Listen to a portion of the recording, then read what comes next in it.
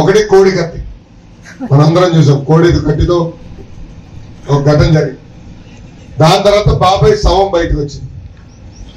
ఇది ఇప్పుడు గులక రైతు, ఇది స్పెషల్ రైతు, స్పెషల్ రైతు. నిజంగా చెప్తున్నా, అలాంటి రాళ్ళతో మనం రోడ్ వేస్తే అద్భుతంగా ఉంటుంది. ఏంటో కనుక్కోవాలి. ముఖ్యమంత్రి గారికి తగిలింది, ఓకే ఎవరో వేస్తారు అనుకున్నాం. ఆయనకి తగిలి వెళ్ళి వెల్లంపల్లి గారికి ఈ కన్నులో తగిలిందంట. దాని తర్వాత వెళ్ళి మళ్ళీ ఈ కన్నులో తగిలిందంట. మళ్ళీ ఇంకొక ఇద్దరు తగిలి కింద పడిందంట. నేను చెప్తాను కాదు. మొదటి రోజు వెల్లంపల్లి గారు ఇటు కట్టు కట్టారు, మర్చిపోయి రెండో రోజు ఇటు కట్టు కట్టారు. ఏం డ్రామా. మళ్ళీ ఈయన బస్ యాత్ర జరిగే వరకేమో కట్టుండే, ఏదో కట్టాడు పెద్ద. ఆ ప్యాచ్ కూడా ముందల రోజు చిన్నది, పాదయాత్ర రోజులు పెరిగి అది పెద్దగా అయిపోయింది. ఓకే అయిపోయింది. నిన్నేదో ప్రెస్ మీట్ పెట్టాడు, రాక రాక ప్రెస్ మీట్ పెట్టాడు. కనీసం ఒక చిన్న గాయలేదు, మొత్తం పోయింది. మ్యాజిక్. అసలు గులకరాయి ఎంత పవర్ఫుల్. తగిలింది, రక్తం గారింది, మరి గాయం మట్టుకు లేదు, మొత్తం పోయింది. స్పెషల్ గులకరాయి. క్రికెట్ బాల్ లాగా ఇక్కడ తగిలి పక్కనోడు తగిలి అంత 10 మంది తగులుతూ వెళ్ళింది గులకరాయి. నిజంగానే జగన్మోహన్ రెడ్డి గారికి భాస్కర్ అవార్డులు ఇవ్వాలి. ఆస్కర్ కన్నా భాస్కర్ అవార్డులు ఇస్తే అద్భుతమైన నటుడి కింద ఆయనకి అవార్డు ఇవ్వచ్చు. వాస్తవం ఈయనకి చెప్పాలి, రాజమౌళి గారికి చెప్పాలి. మంచిగా రాజమౌళి గారికి ఫోన్ చేస్తాను ఈరోజు. గురువు గారు వీళ్ళందరితో మీరు జగన్మోహన్ రెడ్డి గారిని పెట్టండి, గ్యారెంటీగా ఆస్కర్ వచ్చేస్తుందని చెప్తారు.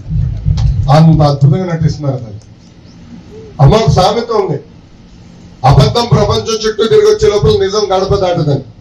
ఈ రోజు మళ్ళీ వాళ్ళు దుష్ప్రచారం చేశాను వస్తున్నారు. దయచేసి ఆ దుష్ప్రచారం నమ్మద్దని ఈ సభాముఖంగా కోరుతున్నాం. ఒకటి కోడి కత్తి మనందరం చూసాం. కోడి కత్తితో ఒక ఘటన జరిగింది. దాని తర్వాత బాబాయ్ శవం బయటకు వచ్చింది. ఇది ఇప్పుడు గులక రైతు, ఇది స్పెషల్ రైతు, స్పెషల్ రైతు. నిజంగా చెప్తున్నా, అలాంటి రాళ్ళతో మనం రోడ్ వేస్తే అద్భుతంగా ఉంటుంది. ఏంటో కనుక్కోవాలి. ముఖ్యమంత్రి గారికి తగిలింది, ఓకే ఎవరో వేస్తారు అనుకున్నాం. ఆయనకి తగిలి వెళ్ళి వెల్లంపల్లి గారికి ఈ కన్నులో తగిలిందంట. దాని తర్వాత వెళ్ళి మళ్ళీ ఈ కన్నులో తగిలిందంట. మళ్ళీ ఇంకొక ఇద్దరు తగిలి కింద పడిందంట. నేను చెప్తాను కాదు. మొదటి రోజు వెల్లంపల్లి గారు ఇటు కట్టు కట్టారు, మర్చిపోయి రెండో రోజు ఇటు కట్టు కట్టారు. ఏం డ్రామా. మళ్ళీ ఈయన బస్ యాత్ర జరిగే వరకేమో కట్టుండే, ఏదో కట్టాడు పెద్ద.